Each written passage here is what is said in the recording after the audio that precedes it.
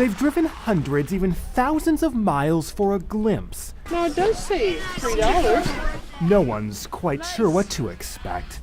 The horizon, seemingly extending forever, moves Lake Superior's shoreline,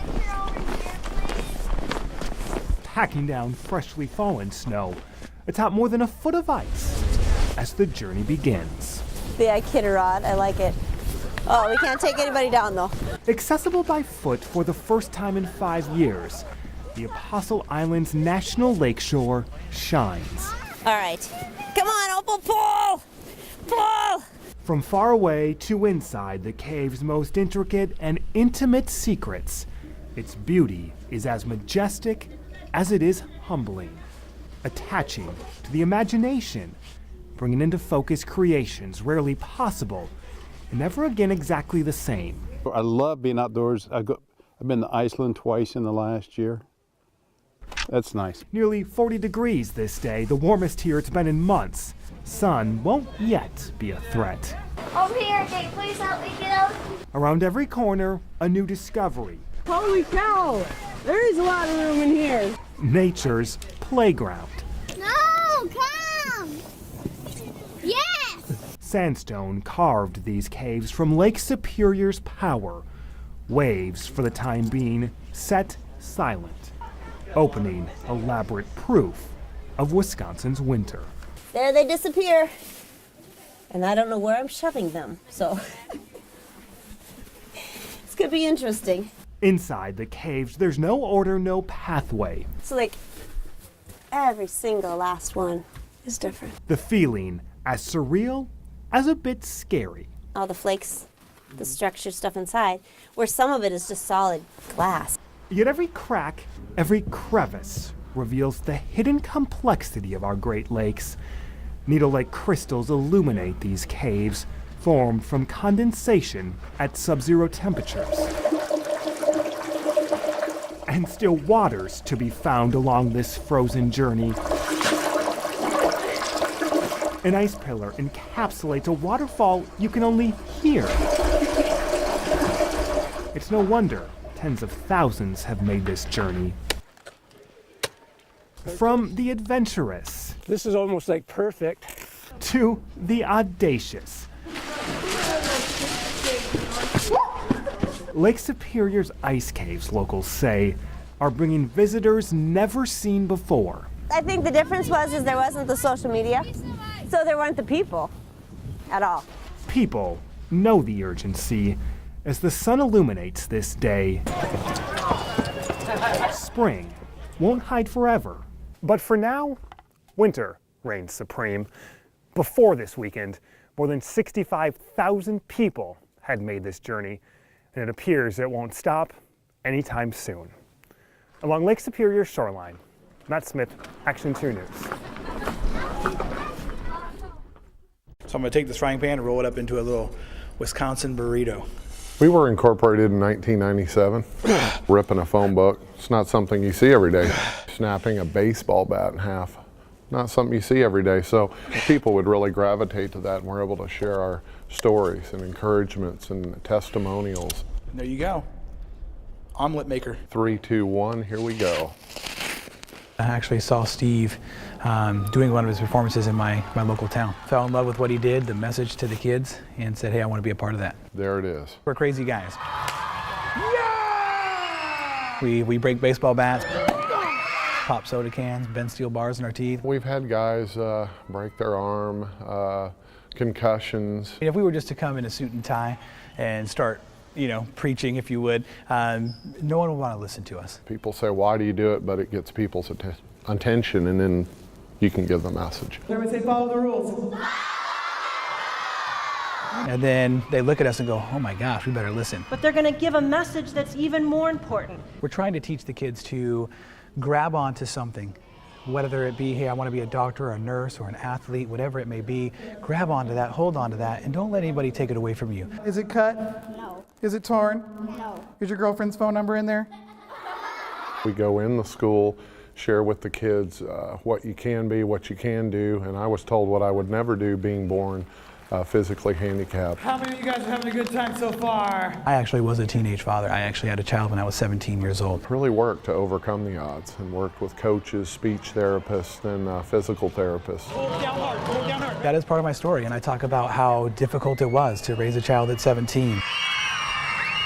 We're talking about suicide, we're talking about cutting. Statistically, kids are, under a lot of pressure. Suicide, second leading killer of our kids today. We've got story after story of kids who have turned in letters, suicide letters saying, hey, you know what, I was thinking about giving up on life today, but because of your message, I'm not going to do that. Or, I'm not going to cut myself, just different testimonies. So you kind of know you're hitting the pulse there. Your first bad choice is your worst bad choice, isn't it? I get the joy of seeing kids, getting that positive message, staying away from being a bully, staying away from drugs and alcohol, making right choices. She's so little and cute. Most people say, well, you can't reach them all, because we'll be in front of a million teenagers face to face, but if you reach one. Good job, buddy. You guys listened so good today. Grab onto something, believe in yourself. Whoa, you gave me the hardest high five I've ever seen. And make the right choices, and you can achieve it. You can be anything you want to be and do anything you want to do. Every day, letter carrier Jack Mannion sorts hundreds of items. Hi, Jim. Loads his truck and throws in a pair of cleats before taking to the streets on Green Bay's east side. But right now, he's a little busier than usual. Normally it's 300,000 pieces processed on a regular day, and between Thanksgiving and Christmas Eve, we're processing well over 500,000 a day. Many of those packages. The United States Postal Service expects it'll ship around 470 million packages just like this one this year. Here in Green Bay, they say they're seeing around 400% more packages right now than what's normal. Nowadays and age, everybody's ordering online, which is a very convenient thing to do. And as we get closer to Christmas, it's going to get larger and larger. The volume is going to increase every day. With those packages comes thieves, like these ones in California, who were caught on surveillance video snatching a package from a porch. The average person goes to work, the average criminal does too. De Pere police say something like this could happen here too. We had a couple incidents last year. And are giving people tips to keep their packages protected. And the worst thing you want to do is to have that present for a child or something that you're expecting for that loved one to be taken. They say have the items shipped to the store or have a neighbor get it from outside your house. Some places of business will allow the employee to have it shipped to their place of business. Certainly we want to make sure we leave them in a good location. Carriers say to let them know of any special delivery instructions. Letting the carriers know if there's a service door, if they're not home during the day. The Postal Service's busiest day will be Monday. And Mannion says he's ready. We love to deliver these parcels when it comes into the Christmas season. Reporting in Brown County, Michelle Clemens, Action 2 News. Photojournalist Thomas Janssen takes us there. Well, the dancers are getting ready. A lot of people call this a powwow, but that's not what it really is. It's a gathering is what it is, a gathering of people.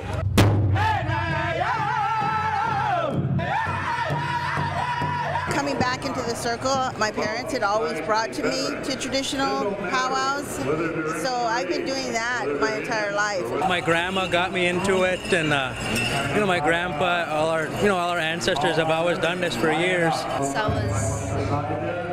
Since I could walk. People are born into this type of traditional living.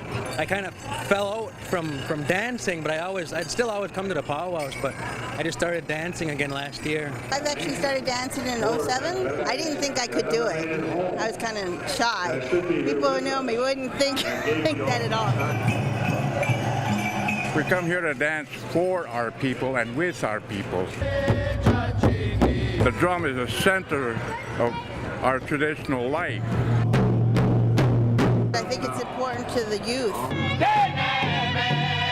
I think that if we involve them more with our traditional ways. Try and have our kids, do this and let them know that this is what our ancestors have all done. They don't really understand, the meaning of our powwows. It's keeping these kids off the street, and it's keeping them more engaged in their self culturally.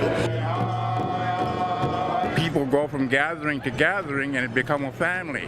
There's a group of us that typically travel together. I've been to a lot of places all over Indian country. Some people go to church. I pray while I'm dancing. Spiritually, emotionally, mentally, it just really puts me into a really good place that I like to be. It seems like everybody always feels better when they come to a powwow.